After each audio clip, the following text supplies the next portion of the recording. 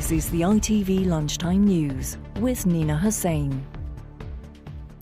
Good afternoon. An international search and rescue team is scouring the ocean for any sign of the missing submersible vessel on a voyage to the shipwreck of the Titanic. The amount of emergency oxygen on board is running lower with every passing minute. There has been no contact with the vessel since Sunday morning, but today more details have emerged of who was on the expedition. There were 3 British men. The businessman Hamish Harding is a known explorer of the sea and skies.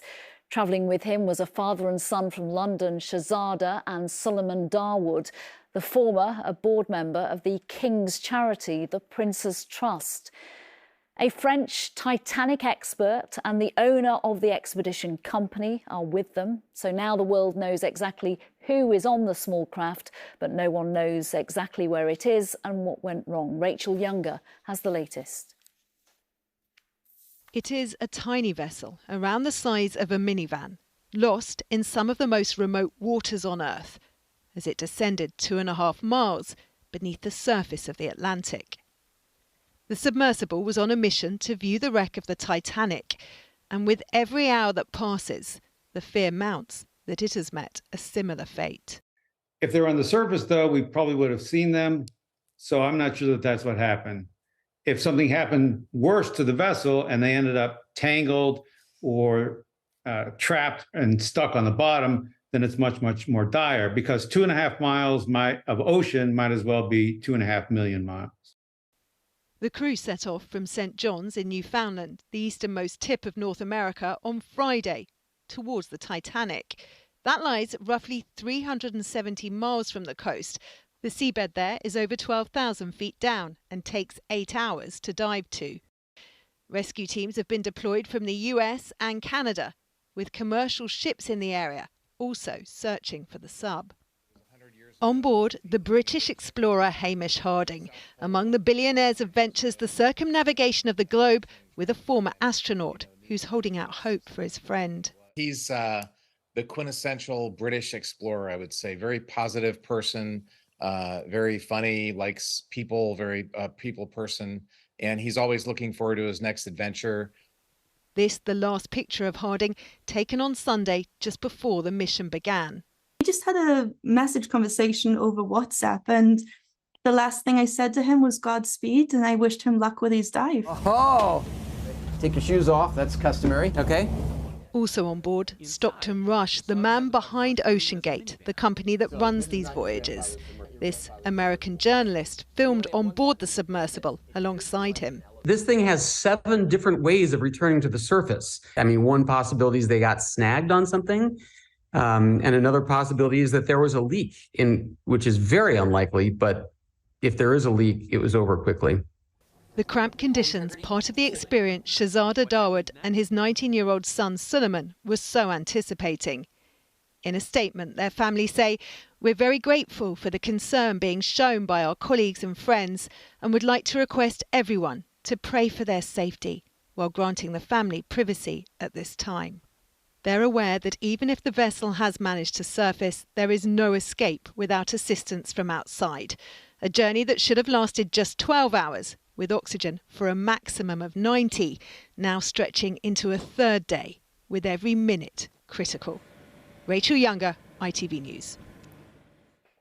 Our correspondent Robert Moore covered the Kursk submarine disaster 23 years ago and subsequently wrote a book about it. He joins me now from Washington. Robert, what's your assessment of the challenges and prospects of success this time? Well, the Kursk submarine failure, which was a disaster that played out in the Barents Sea in 2000, was a case study in how not to execute an underwater search operation. And that was in relatively shallow waters of the Barents Sea at just 100 metres. They failed to save the 23 sailors who survived the initial explosions. The Titan is in a much more perilous situation than that, because it's not at 100 metres.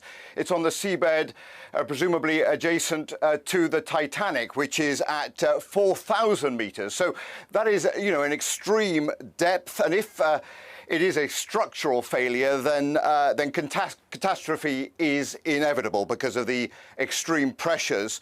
If it's a power failure, it hasn't got any battery and can't operate, then that also is deeply problematic because 4,000 meters, some 13,000 feet, is way beyond the operating depth of US Navy rescue submersibles. And there's only a handful of ROVs, remotely operated vehicles, that could potentially reach that kind of depth. So either way, this is an extremely challenging rescue mission. And of course, as has been pointed out, time is of the essence. With every breath these 5 sailors take, then they are obviously using up a finite amount of oxygen, breathing out carbon dioxide, and therefore creating an ever more poisonous atmosphere. So look, the assets are on their way to the scene. There is a mothership above the Titanic, but this is an extremely difficult and challenging rescue operation. Absolutely. What more, Robert, do we know about OceanGate, the company that operates this submersible? Well, this is a company, one of a number of companies now operating in a really kind of complicated space, which is the kind of the frontier of adventure tourism and high-tech exploration. And much of its equipment, has been certified, but other components appear to be pretty improvised. The CEO of the company described Titan like an elevator. Well, the truth is that it's an elevator in extremely difficult circumstances. The ocean at that sort of depth is unforgiving, and it's certainly I think the view amongst the sort of underwater rescue community is the prospects of finding these five sailors and bringing them out alive is looking extremely bleak. Robert Moore for us there in Washington. Thank you very much. Thank you. Andrew Tate has been charged with rape in Romania. The British-American influencer has also been charged with human trafficking and forming a criminal gang to sexually exploit women. It's 6 months since Tate was arrested over the charges. He'll go on trial with his brother and 2 other suspects. Martha Fairley joins me now. First of all, remind us exactly who Andrew Tate is. Well, Nina, Andrew Tate is a former kickboxer who became widely known when he appeared on the show Big Brother in 2016. Now, he was removed from the programme after 6 days over a video that appeared to show him attacking a woman. He's gone on to be an online influencer, promoting an ultra-luxury lifestyle and expressing controversial views, including saying that women should bear some responsibility for sexual assault. And he's become particularly popular with young British male teenagers. He was banned from Facebook and Instagram, as well as having his TikTok and YouTube channels removed. And although his Twitter account was reinstated after the platform was bought by Elon Musk. Now, he's been living in Romania since 2017. And Romanian police raided his house last year before arresting him, his brother Tristan, and 2 associates in December.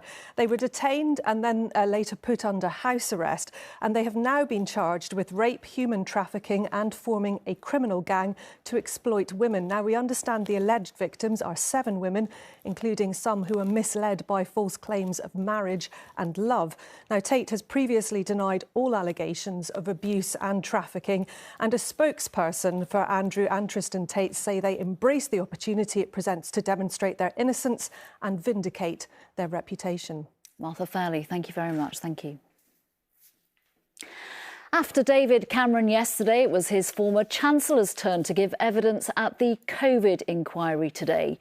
George Osborne said there was no planning for a lockdown, no planning by the Treasury for the entire population to stay at home for months and months on end. Our deputy political editor, Newscaster, has been listening in and joins me now. Talk us through what Mr Osborne has said so far.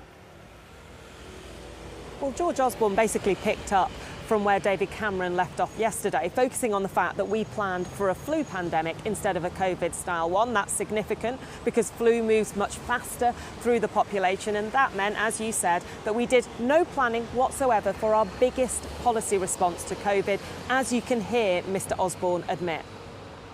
The truth is we didn't plan for a lockdown. No Treasury did. Before me, after me, no Treasury, as I'm aware, in the rest of the Western world. The influenza pandemic did not pose the same economic planning challenges that coronavirus subsequently did.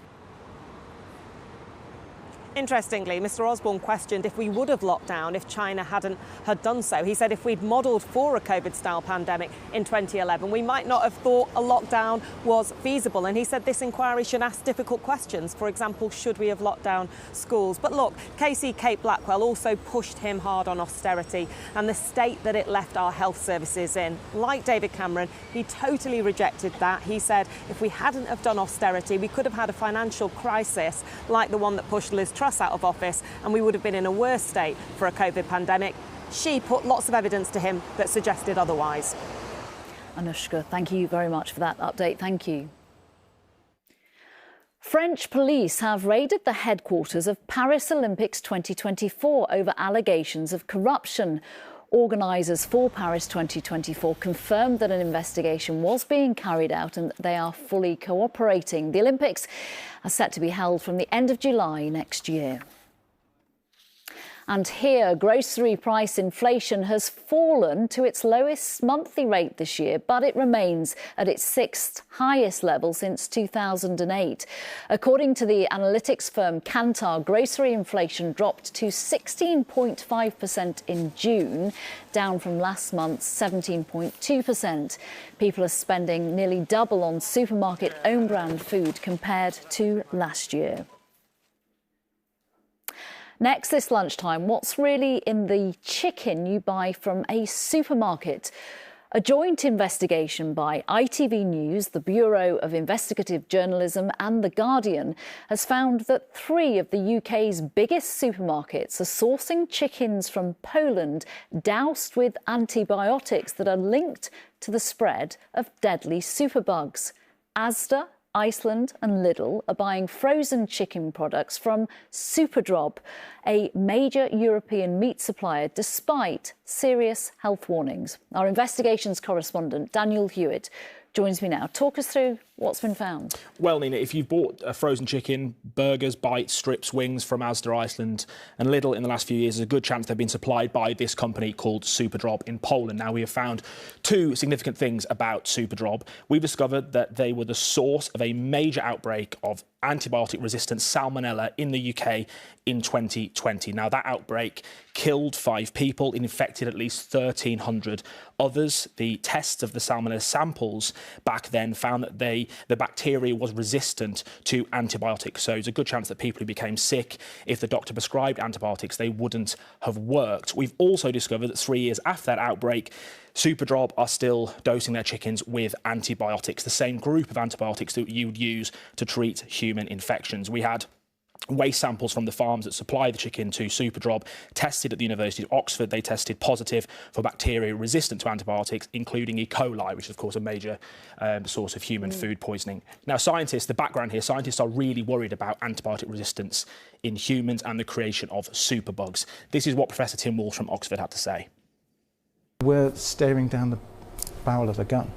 We lose roughly 3 to 4 million lives every year due to antibiotic resistance. That's pretty much what COVID killed in the human population over a span of about 2 years. That's predicted to go somewhere between 20 and 30 million by 2050. Daniel, is this practice legal? Well, yes and no. The use of antibiotics on farming is legal under EU law if it has to be restricted to the use of sick individual animals. It's strict EU law here we're dealing with. The use of antibiotics is widespread in the poultry industry in Poland. And what Superdrop says, they only use antibiotics when their animals are sick to treat disease when recommended by a vet. They have declined, though, to comment on the outbreak in 2020. Asda, Iceland and Lidl have told us that they have the highest food and safety standards, that the food they import is subject to rigorous checks and that they promote the responsible use of antibiotics. TGI Fridays have declined to comment so far. Daniel Hewitt, thank you very much. Thank you. Finally, the news has been on earlier today because racing is about to get underway at Ascot. It's the first royal meeting since the Queen's death and was an event that she hugely enjoyed and had great success at over the years. Her son, the King, is expected there later this afternoon. Here's ITV Sports' Ed Chamberlain on what to expect. Well, here at Royal Ascot, it's the start of a new era and the end of one. The start is the first royal procession for the new king. He'll be alongside the Queen in the first carriage of the royal procession, which will be just after 2 o'clock this afternoon. The end of an era is the King of Ascot bowing out at the royal meeting this week. Frankie Dettori had his first ride here in 1989. He's had 77 winners at the royal meeting. Let's hope he can add to that this week, because it would bring the stands down. And he's got a great chance in Inspiral in our first live race, the first of 3 Group 1s today. The racing's going to be spectacular. Off the track it will be too, with all the fun and fashion of the royal meeting, all live on ITV this afternoon. Ed Chamberlain there. That's all from me. Mary's here at 6:30. Bye-bye.